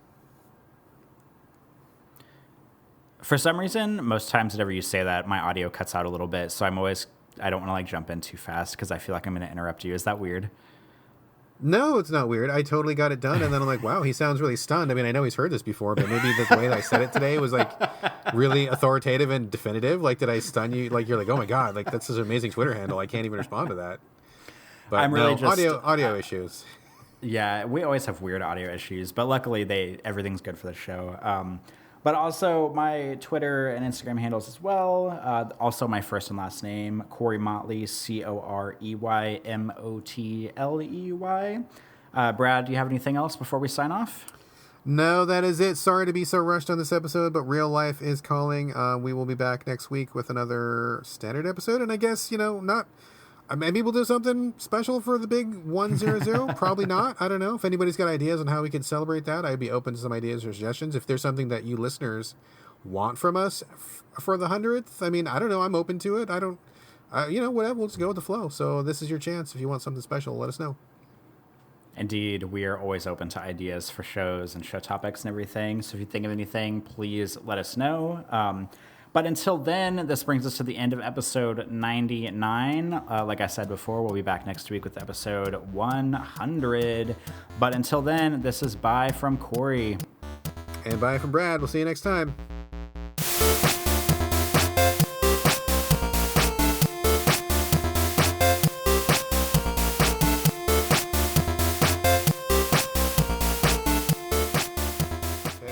We're in business. So what is up? You have a homeless person living at your house? Like I'm almost afraid to ask what the story is. Well, okay, so there's I don't even know how to begin to explain this, and it's not really like a twisted tale or anything, but as I've said on the show about 600,000 times, I do a lot of skateboard photography, but I actually haven't been out to the skate park to shoot since the second week of July because I've had a lot of other stuff going on and just haven't really prioritized going out there. And one of the skateboarders, there's there's maybe 3 skateboarders that I'm kind of better, that I know a little bit better than everybody else, and that I probably shoot a little more regularly than everybody else. And one of them, and I'm not going to name names or, dig up dirt on anybody. I'll just talk about this very generally. I mean, nobody who I photograph listens to the show, so it doesn't matter anyway. But one of the guys, about probably 3 weeks ago, I'm just sitting at home, I think Patrick's playing video games. I'm sitting on the couch, scrolling through Twitter or something. And I get a DM from him on Instagram. And he's says something hey, I'm kind of in between places right now, and I don't really have a place to stay, and I have been sleeping at the skate park for a few nights. Do you think I can come over and stay with you tonight? I really need to take a shower, and I haven't been anywhere, and I didn't see the message immediately because I don't remember what I was doing, if I had set my phone down or something. And so probably I don't know, maybe 30 minutes later, I see it, and, I look at Patrick, and I'm like, okay, this is weird, but, like, one of the skateboarders wants to come over tonight because he doesn't have a place to stay, and Patrick was like, yeah, I don't care, like, whatever, it doesn't matter, all I'm going to do is go to bed and get up and go to work tomorrow anyway, so it's fine, and I was like, okay, so I messaged the guy back, and I'm like, yeah, you can come over, but I have to get up and go to work in the morning, so we have to figure out what to do about that. And then I hear nothing back from him, and I'm like, okay, like, all right. So he must not have needed a place to stay that bad. And about a day or two later, he messages me on Instagram, and he's like, oh, sorry, I just saw your message. Like, I found a place to stay. And I was like, okay, cool. Like, just let me know if, you need anything. Let me know what's going on. And this pattern has been happening about once a week for probably the last 3 weeks or so. Like, one random time, he'll message me on Instagram and just be like, hey, I don't have a place to stay. Can I come over tonight? And I'm like, every single time, I'm like, yeah, you can. But, like, by the time I answer him, he's already, like, gone off the grid because he has a phone, but he doesn't have cellular service. So he operates on Wi-Fi only, probably because he can't afford cell service. I mean, obviously. And so, like, he'll be, like, in a place where he can get Wi-Fi, or he'll, like, message me from somebody else's phone, like, on his Instagram from somebody else's phone, and will, like, message me, and I'm guessing he probably messages, like, more than one person at a time, and probably just, like, defaults to whoever messages him back fast enough, maybe. And so, every time I, like, get back to him, it doesn't take me any longer than, like, 15 minutes to get back to him, like, at any given point, but, like, that's fast enough for him to, like, already lose Wi-Fi or to, like, have given the person's phone back and then the person leaves or whatever. And so it's, like, this weird thing where, like, I want to help him, but he, like, always is either off the grid again or, like, finds another place to stay or, like, I don't know what exactly he's doing all the time. And so, like, last night, it, like, finally lined up where he messaged me and he was like, hey, can I stay with you tonight? And I was like, yeah, of course. Like, do you need me to pick you up? Like, what's going on? And he was like, yeah, I'm messaging you from somebody else's phone. Sorry, I'm kind of in a rush. And I was like, sure, like, give me a half an hour. I'm already on your side of town. I'll come pick you up. I'll be there in a few minutes. And so finally, like, last night, after, like, 3 or 4 weeks of this going on, I was able to pick him up and bring him over. And, like, when I say that he's homeless, I mean, he's not, like, I don't know, like, what you would typically think of a homeless person. He's not some, like, grungy dude covered in dirt that smells like trash. Like, he's, like, is basically couch hopping, like, pretty regularly all the time. So he seems to, like, have access to people's houses, like, in a way. I'm not really exactly sure, because I think he has, like, a big, like, kind of skateboarding network of people that he can probably just, like, crash with. And I think one of his friends lives really close to the skate park, just, like, a few blocks away. So I think he stays there a lot. But it's just weird because, like, I'm trying to help this guy, but he's, like, not making it very easy to help him. And there's another photographer in town, another skate photographer that I know, not, like, super well, but, like, we've had lunch once, and he photographs the kid I'm talking about a lot too. And so, like, the first night he messaged me, I, like, messaged the other skate photographer, and I was like, hey, have you heard from this guy? Like, I don't know what's going on, but just heads up, like, he seems to be homeless. I don't really know what's going on. Like, I know you see him a lot. Like, do you know what's up? And so, like, every time the skateboarder messages me, I, like, message the other photographer, and I'm like, hey, have you heard from him today? Like, have you seen him? What's going on? Do you know what's up? And so, like, he and I are trying to, like, help this kid, and as much as we can, even though he makes it very difficult to, because he's, like, doesn't always have access to a phone or access to Wi-Fi or whatever. So last night, like, was the first night he actually, like, came over and stayed with me, and everything ended up being fine. Like, he came over, and Patrick's out of town this weekend, so it was just, like, the two of us here, and I mean, really, it was fine. Like, I made pasta, and we ate, and we, like, drank a little bit, and he just, like, I don't know, charged his phone and played Assassin's Creed Brotherhood, oddly enough. Like, he was talking about how Assassin's Creed is, like, one of his favorite video games, and we have 2 in Brotherhood for 360 here. And he, like, put Assassin's Creed Brotherhood in and played it for, like, a few hours. And I played a couple missions for him that he didn't want to do, even though I'd never played Brotherhood before, despite owning it, which was maybe weird.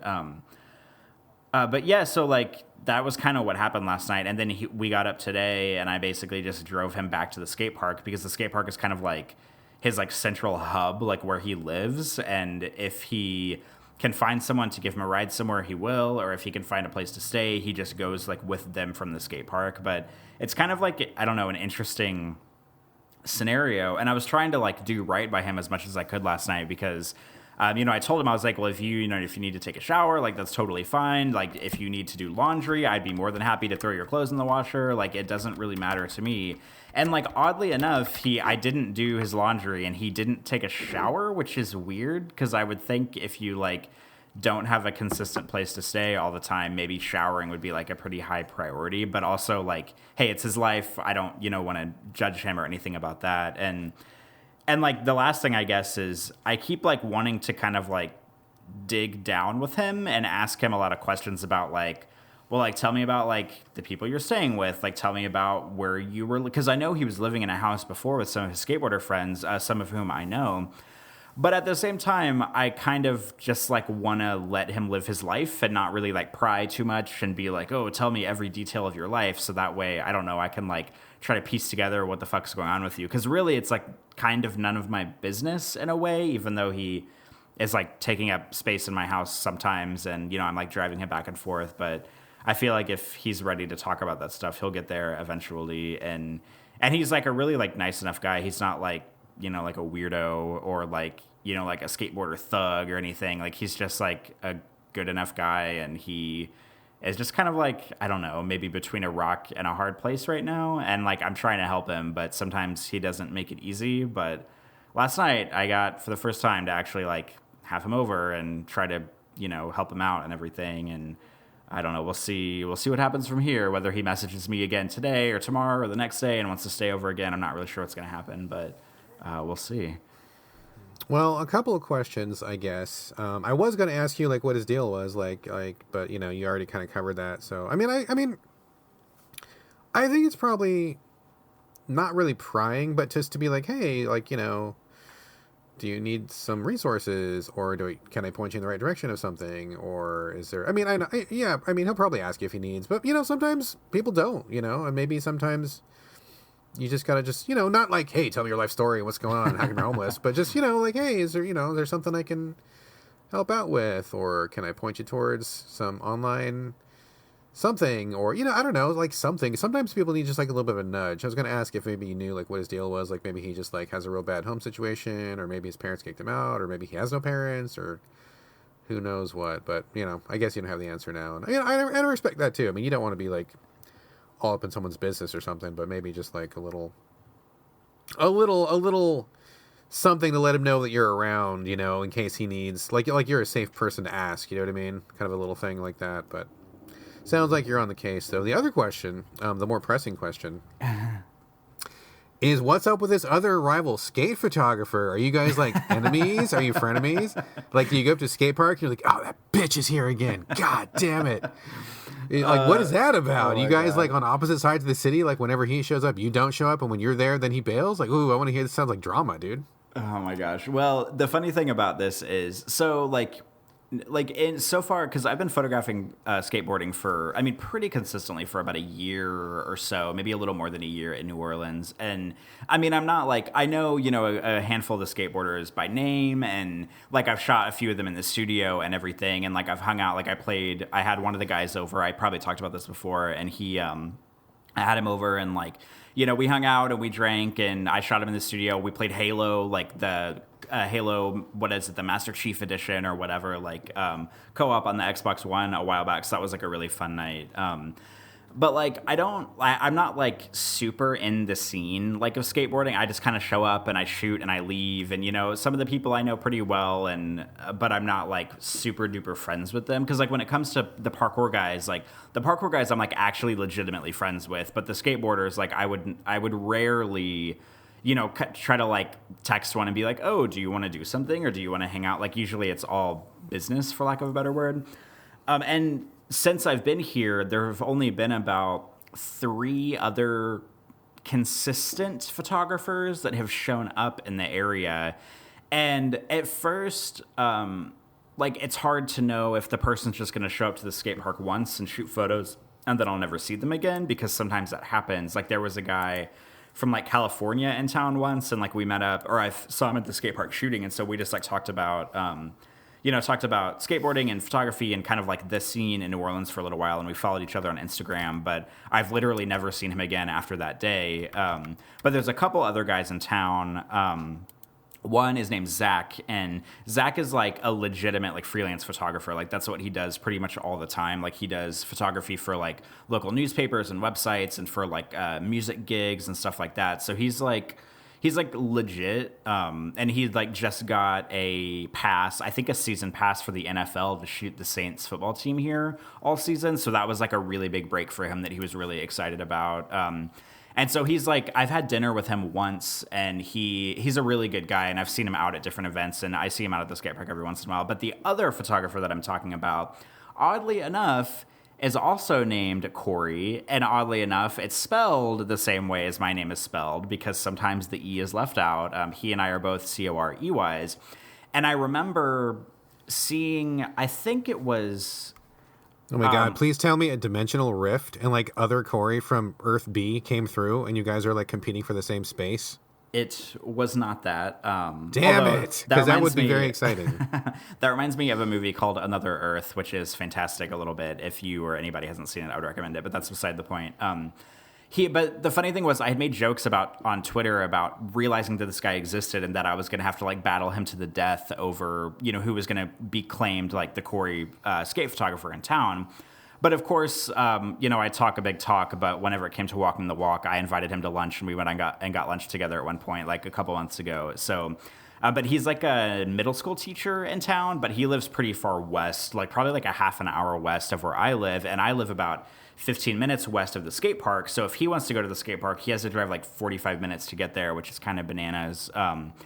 But I would love to say that we discovered each other and then we fought to the death, or it was some kind of interdimensional rift. But to be completely honest, he's just like a cool dude named Corey who also is a photographer, and he does a lot of BMX photos because he's like linked up with, there's like a BMX store in town, and like all the skateboarders that are part of that BMX team, like he does a lot of event shooting for them and stuff. And he's like, I think he's about my age, and he's like a middle school teacher. He has a wife and they have a kid on the way, and I haven't met her wife or anything. And I've actually only met him one time despite, like messaging him on Instagram all the time. So sorry to report, there's no like crazy story behind it, but he's a nice guy. He also does a lot of photography. He does really good photography. So I do feel threatened by him and by every other photographer I know for my entire life, because every photographer I know is like better than me. So there's that, but yeah, no fights, no blood, no bashing cameras over each other's heads. He's just a good guy, and so am I, and we support each other in our photography endeavors. I find this whole thing extremely disappointing because you're just like being so mature and so friendly and respectful of other people, and this is fucked up. I want you to show up to the park and be like, ugh, she's here, and just be all fucking mad that somebody else is there, or there's competition, or there's like someone broke into your studio and like ruined all your pictures, and then you got to find out who did it and shit. Like, well, we got to get some excitement up in this thing. So I have a tiny bit. This isn't really drama, but there was, before I knew of these two photographers I'm talking about a year ago, there was a photographer that showed up at the skate park super consistently with me. I mean, we didn't go there together, but I would see him out there a lot, and we would always talk and chat, and he was like a really kind of chill guy, kind of seemed like, your average skateboarder type dude who like smokes a lot of weed and is really laid back and really cool. And he and I actually went out and I met him downtown one night, just to hang out, to kind of have like, I don't know, a hangout, like let's learn a little bit about each other sesh, and kind of discovered a lot of things about him. And then like we went and got coffee like a couple weeks later, and he was like really pressing me to do like a skateboard photo book with him, which I kind of like, I was like kind of interested in, but like the amount that he was sort of like oddly pressuring me to do it was making me uncomfortable. So I kind of like decided to kind of just like stop talking to him for a little while. And then like he, like, honest to God, just like disappeared off the face of the earth. And I like kind of think he might have died. And like, I'm not even joking about this. Like, I think he like legitimately might have died. And like, because he was one of those guys too, who like always had like a burner phone, and like every time I saw him, he was like living with different people. Like he was living with this one like girl and her boyfriend for a while, and then like the next time I went downtown to see him, he was living with these other people downtown, in this other like part of the area. And so he was like constantly kind of like between places and didn't seem to like didn't have a car and didn't really like super duper have his life together, you know, which is all well and good. Like, you know, you don't have to have a car to be like a successful person or whatever. But I just like always saw him out at the skate park and didn't know a lot about him. And then all of a sudden, like it was probably about a year ago or maybe like 6 months ago, he just like literally like disappeared, like because he was running his Instagram and he was posting pictures on Instagram all the time, and he liked all of my pictures on Instagram and stuff like that, and would always comment on them, and then just totally gone, no trace of him. Even some of the skateboarders at the park will ask me about him every once in a while and be like, hey, like, do you know what happened to that guy? And I'm like, you know, honestly, I think he might have died. I don't know. Like, I'm not sure what happened. But he just like, it's this weird missing persons thing where he just like disappeared off the face of the earth. And there's like a piece of me that wants to, I don't know, like go to the police and be like, oh, do you guys know what happened to this guy? Or like, can I report like a missing person or something? But I have like no info about him. Like, I don't remember where he lived. I don't know, like, I don't know. Like, I mean, I know his first and last name. I don't have his phone number. Like, I don't know. So there's not really a whole lot I can do, but that's kind of the most dramatic skate photography related thing that's happened since I moved here that is kind of weird to me. Interesting. So he was your first competition. You got rid of him, threw the body out in an alligator bog, and now you're planning your next move. I like it. This is the good turn of events. This is exciting stuff. Yes, he was too good. He was the one that I killed. The other guys, instead of killing them, I just invited them to lunch. And I did poison their beverages, but it did not work, so that's too bad. God, it's too bad about the dimensional rift thing, because I totally had this like scenario in my head where like there's just like, you know, this tear in space time, and then like this glow, and like other Corey comes out and he looks just like you, and like you're standing there, you see him appear, and then you're like, you know that thing where like you're looking at the other person and they're looking at you, and then you think it's a reflection, and so you move your hand and the other person moves their hand at the same time. That would be fucking classic, dude. We got to see if we can hook that up somehow and get that going, because that would be really exciting. Speaking of photography, though, oddly enough, I actually have a photography story myself. Although I am not a photographer. So you know that I did The Hunchback of Notre Dame recently, and that was a big theater production here in Seattle. Worked with super talented actor Joshua Castile, right? Remember all that stuff? Of course I do. So Joshua flew back into town for exactly like 22 hours, and he had a photo shoot to do some advertisement for the thing he's doing next year. He's going to be coming back into Seattle, and I'll be working with him again next year. So I'm really, really excited about that. He's a lovely guy. I love that guy so much. But he is going to be Romeo in Romeo and Juliet. Did I talk about this or not yet? You haven't talked about it, but I saw you post about it on Twitter, Instagram, or both, or somewhere. I saw it, but we haven't talked about it on the show yet. Yeah, it was under NDA for a while, and so I didn't say anything because the theater wanted to keep it all under wraps until they were ready to do their big PR push. But now they're getting advertisement out there. They are advertising for the new season. He's coming on. I think he'll be here in February and March, and so I'll be pretty busy during that point. We may have some erratic shows because I'll be doing a lot of rehearsal and stuff at that time. But so if you saw those pictures on Instagram, they have a picture of Josh and his co-star who plays Juliet, and it's kind of a modern updating where Romeo and Juliet are going to be, it's going to be in the round, which means for people who don't know in the theater, like instead of being up on a stage at the front, it's going to be people seated all around the entire stage. So everything has to be kind of freestanding and has to be able to be seen from all sides. And so it's going to be this like modern retelling with like chain link fence and them kind of wearing like modern clothes. And there's going to be like a little, you know, like a revision of the play, like kind of a new vibrant sort of a thing. So we did photo shoots for that. He flew in for the day, and I went to go do photo shoots to interpret for that. Because Josh is deaf, in case anybody doesn't know, and I do sign language, and so that's the hook here, in case people have not caught that earlier. I don't talk about it a lot, but I may talk about it a little bit. Today I will be talking about it a lot. And so that was really exciting because that particular picture that you saw, and if you go back and look at that on Instagram, you cannot tell, but I'm actually laying on the floor on my back right in front of those two guys as we're doing those photo shoots, because the way that we were shooting, like I had to be like in the like close enough to be where he could see me without moving his head, but I couldn't be in the picture.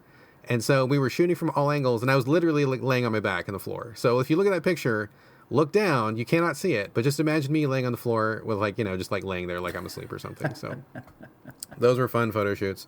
A lot of really cool pictures, and I'm very, very excited about doing the show with him next year. So very, very stoked.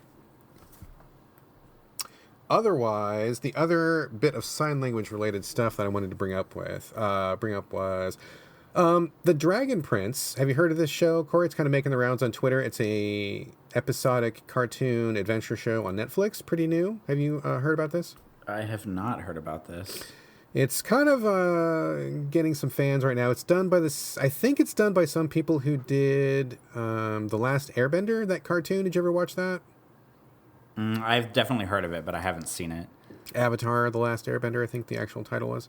I have not seen it either. I tried to watch it with my kids, and they weren't into it at that time, but I may go back and give it another try. Anyway, that was a very popular cartoon, and this one is about two princes and an elf who are trying to take a stolen dragon egg back to the dragon that it belongs to, and they have misadventures, and there's intrigue in the court and, you know, swords and stuff and all that stuff. But the reason I bring it up is because I think it was like episode 5 or 6. We just watched it last night for the first time.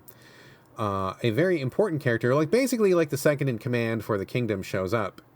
And it was a lady, and she was totally deaf. And I was like, it totally threw me for a loop, because like she shows up and she starts doing sign language, and I'm like, wait a minute, what's going on here? And she has an interpreter who rides with her, and he's like in armor and stuff, so I guess it's like her battle interpreter. And like, I was like, holy shit, like what the fuck is going on? This is like breaking my brain right now, because she like is doing sign language to everybody. And the guy, the interpreter, is with her. He's like speaking for her the entire time. And like, that's full on exactly what's happening. Like, it was so crazy to see this like really prominent character, very central, very powerful, and very cool, just be like, you know, a deaf person who was not like disabled and wasn't sidelined, and they were in the middle of everything, and they were, you know, playing an important role, and they also included the interpreter, which I thought was great. And the one thing that was kind of weird about it was they didn't show the interpreter signing very much. And so like for most of the show, like if you weren't paying attention, it looked like people were talking to her and she was just like understanding them, whether it be whether she was just like a pro at lip reading or whether she could actually hear but couldn't speak, so maybe she was actually mute. And I wasn't sure exactly what was going on, but there were a couple of like really brief flashes where it shows the interpreter kind of signing to her like off to the side, so she's kind of catching up. So she actually was deaf, which is cool. But I kind of wish they had played up the interpreter a little bit more, because it really does look like she's lip reading a lot. And for people that don't know, like lip reading is like, it is not at all like what you think it is on TV. Like it's, even the best lip readers can only catch maybe about 25 or 30% of what somebody is saying. And that's only if they know that person really well and if it's in a good situation and they have context. So like if you just randomly come up to a person and be like, can you lip read me? Like the answer is no, like they can't, because it's really, really difficult. But like on TV, they make it look so easy, and like there's always like some detective looking through a window and who's like lip reading some criminal across the way. Bullshit. Or they're, you know, like it's not like that in real life. And so I thought it was kind of unfortunate that it kind of made it look like that in the show. But they, you know, I guess they just didn't want to have the interpreter take away from the character, which I get. But at the same time, it would have been cool to show what the actual process was. But the other cool part of this was they did such a good job with the animation and with actually being faithful to the material that I could actually understand what she was saying even without the guy signing or speaking for her. And so there's a few scenes where she's signing to herself or to somebody else, and there's no voiceover and there's no subtitles. And so my son's like, what's she saying? And I'm like, oh yeah, she's saying this and this and this and this and this. Like I could totally follow along and understand it, which was, I mean, to me it was amazing. I can't think of any other time in a cartoon ever where somebody was doing sign language and it was actually comprehensible as actual sign language. So I thought that was pretty cool choice of those people making the show. She was a cool character. She definitely kicked a lot of ass. She was a very strong character, not somebody to be messed with. And it was neat that she had this little interpreter kind of tagging along with her. I was like, oh my God, that's so funny. Like, oh, that's so neat. But anyway, pretty cool. So if you were interested in something like that, check it out. It's The Dragon Prince. I think that was episode 4 or 5, but yeah, very, very cool. Very neat. I was pretty thrilled by that.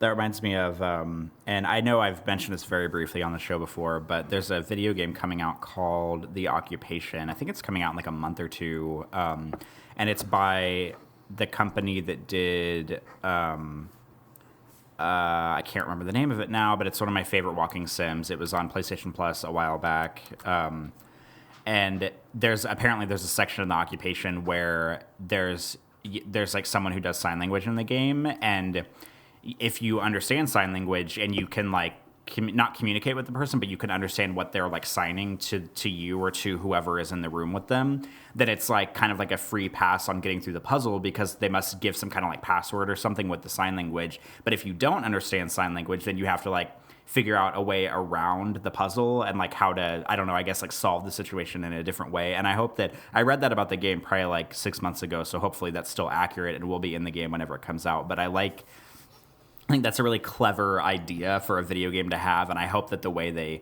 motion capture, and coming from the animated show too, like it seems like the way that they did the sign language is correct in there. But I hope for the game too that they are able to like capture the motion capture for the sign language accurately enough, so that way like someone like you could play it and see whatever they're saying, and then be able to know what to do next, rather than have to go around and figure out a different way to solve it.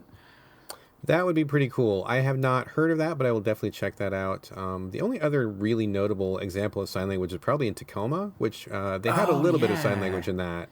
I remember being kind of surprised that when the main character shows up, she is like entering computer commands via sign language. And I mean, it wasn't very much. It was like a little bit, but I remember being shocked that it was actually accurate and it was correct. I could understand it, which was pretty interesting. But kind of related, I was talking to a guy who is deaf, and he is a big Fortnite fan, loves Fortnite. It's like the only game he plays. And he was telling me that one of the reasons that he likes it the most is because it is the most accessible of all the, big online free-to-play things right now. I mean, apparently Overwatch just got some really cool colorblind features. I just saw a stream where a guy who was really severely colorblind was testing out the new features, and he like basically broke down in joy because he could see the screen and he could see the life bars and he could see all this stuff that he couldn't see before. So that was awesome, and kudos to Overwatch for doing that. Why the fuck didn't you do it 2 years ago? But good on them for doing that. But no, he was saying that Fortnite is the best, and I was trying to figure out why, and he was like, oh, well, it's cool because, I mean, I don't think they've solved the whole voice chat thing, but at the same time, you don't really need voice chat because you have not played Fortnite very much, have you, or at all? I forgot to talk about this on the show, but whenever I first got the Switch, I downloaded it and played it for like 2 rounds and then deleted it. Oh, okay, that makes sense. But you can easily play Fortnite without sound. I mean, it helps. You definitely have an advantage, but you don't need it. I always mute everybody when I start playing, and it's really rare that I will talk to anybody in Fortnite. But so it's not too bad to play on your own. You don't necessarily need sound. But one of the things that he was saying was like when you're in the field. So Fortnite, I mean, I'm sure everybody knows this, but just in case anybody doesn't know, the world's biggest, battle royale game where 100 people get dropped into an island and you want to be the last man standing, Hunger Games style. But he was saying that hearing players had an edge because sound plays a big portion in that game, because you can always hear when someone is like mining for materials, or you can hear when someone is shooting, and it's directional. So like if you hear a couple shots fired, you're like, oh, there's somebody over that ridge, or oh, there's somebody over here. So like you kind of know where people are at. And he's like, that fucking sucks, because if you can't hear that, then like you don't know when anybody's around you. And it is genuinely a big advantage. So apparently Epic has put in a new mode. I haven't tested this, but he was saying that there's a new thing where you can have either the sounds, the directional sound, or you can turn on a visual indicator, which will tell you from what direction someone is shooting. And like, it gives you like a little like on screen kind of thing, but not both. And I was like, well, that's weird. Why? And he's like, well, that would be too much of an advantage, because if someone was hearing the shot, plus they had that directional, they would have like even one more way to know where that other enemy would be. So like, it's either or. Like if you want to depend on your ears, fine.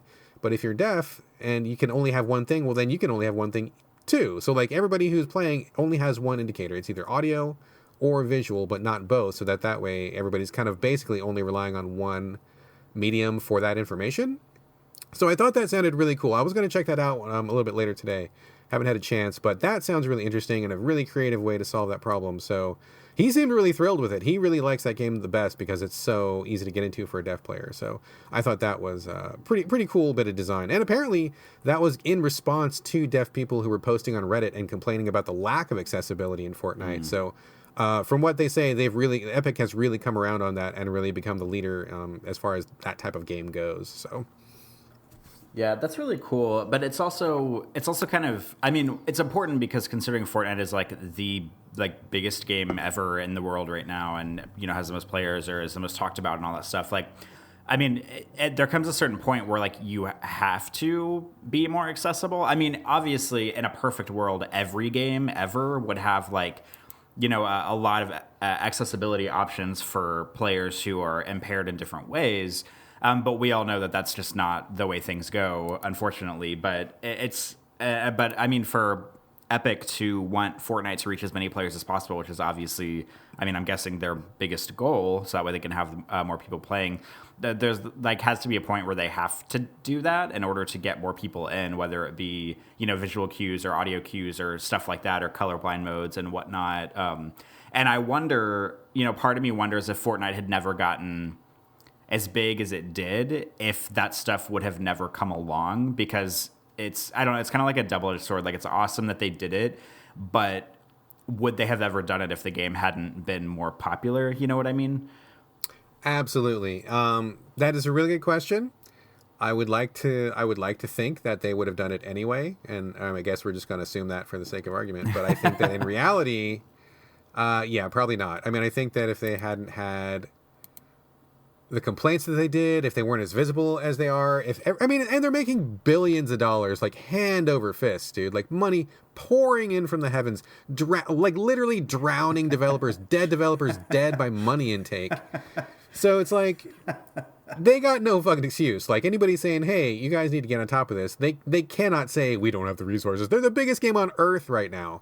They're making more money than like any other entertainment thing on Earth. So it's like, they could afford it. So they didn't have a whole lot of room to say no, but at the same time, I would hope that they would have done it anyway, but I don't think they would have. So who knows? I don't know, but I'm going to just say thank you to Epic for doing that. And I'm going to say thank you to all the other developers out there who are also adding accessibility. I've heard that Insomniac has done some really good stuff with Spider-Man. I've heard it's not perfect, but I've heard they've done quite a bit to make that game more accessible. I don't know if you've dipped into that. We can maybe talk about it on the show, but people that I follow quite a number of game players who have, one disability or another. Most people really took note and said that some good stuff was happening there.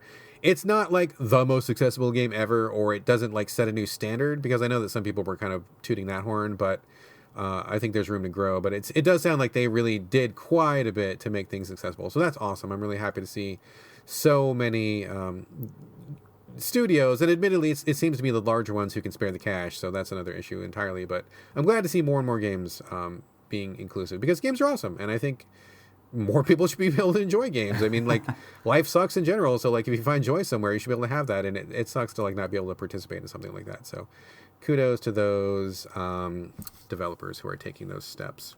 I have a couple more things here, just real briefly, unless you want to jump back in with some. You got some more banter there on your plate? No, we can go. What else do you have? Real quickly, I wrote notes to myself, but I don't know what that means. I wrote a note and it wasn't enough information to report, so we're going to skip that part. Quick shout out to the guys at Bonfireside Chat, Cole Ross and Gary Butterfield. I'm a big fan of their podcasts. I listen to them probably more than anybody else. And I was fortunate enough to be on one of their shows. That was really a great thrill for me. A while ago, they're doing Bonfireside Chat, their Dark Souls podcast. They talked about a book called Uzumaki. Have we ever talked about that on the show here? I don't think so. It's written by a Japanese horror writer. It's also like a visual novel, graphic novel, but I guess he apparently also writes books, but he does a lot of comics and stuff too. It's called Junji Ito, and he does a lot of like horror and body horror and weird stuff. And this book, Uzumaki, was recommended by those guys, Gary and Cole, and I picked it up on their recommendation, and it was really cool. It was very, very good. I'm glad that I picked it up. Basically, it's a story about a town on a Japanese coast, which is kind of corrupted by this, like, kind of weird, eldritch, otherly spirit energy that kind of manifests itself in spirals. And so, like every little story in the book, it's like, I don't know, 15, 20 short stories that all kind of link together. Everybody finds like a different kind of a spiral. So like in one, someone's hair is like making the shape of a spiral. In one, this guy's making like a clay pot and he makes it into the shape of a spiral. There's clouds that are spiral shape, or there's like the snail shell that has a spiral on it, or whatever. Like there's like a bunch of like all these different ways that spirals can occur in nature and in the world, and they all end up being corrupted with this like really sick, gross, evil energy.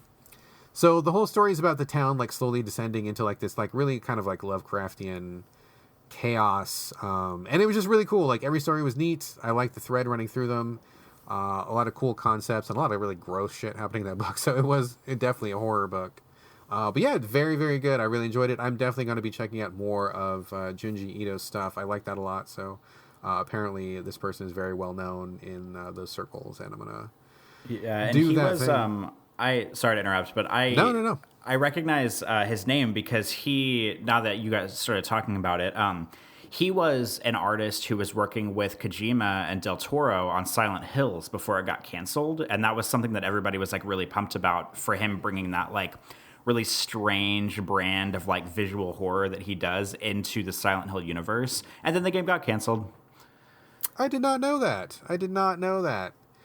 Yeah, he was allegedly like working. I don't know if he worked on PT, but he was like collaborating with Del Toro and with Kojima for Silent Hills before everything went tits up and got canceled. Oh, wow. That would have been really interesting, because I was very impressed with his work in this book. And I mean, so impressed that I'm going to track down his other work, which I don't always do for people that I read. So, that's too bad. That would have been, I mean, too bad it's canceled in general, but like, wow. I mean, that would have been really something to check out. So I'll have to research that, and if I come across any more of his books or something, I will talk about those in the show. Just one last little thing to mention. I recently took the family out to Cirque du Soleil, Volta. Have you ever been to a Cirque show?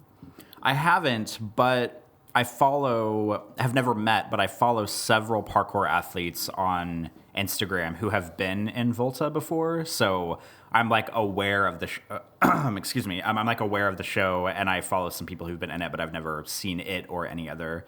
I've seen like a Netflix on like Cirque du Soleil show, but I've never like seen one in real life.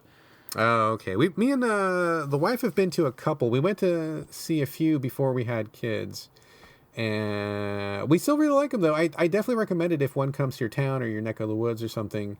They're all kind of basically the same. I mean, it's like circus type stuff, but there's like music, like live music, real kind of like, artistic kind of abstract stories being told, and really brilliant costumes and lots of cool stunts and acts and stuff. I mean, it's just a really good time. I've been to many, and I've enjoyed every single one. I think they're really good. But we went to go see Volta, which was the most recent one, and it kind of tells this vague story about this guy who does not really fit into the society where he's at. Like, everybody's really gray, and like their phone is glued to their hand, and they're all kind of just like trudging through life, and he wants to be kind of different, and he sticks out because he looks different, but also because he has like different hopes and dreams.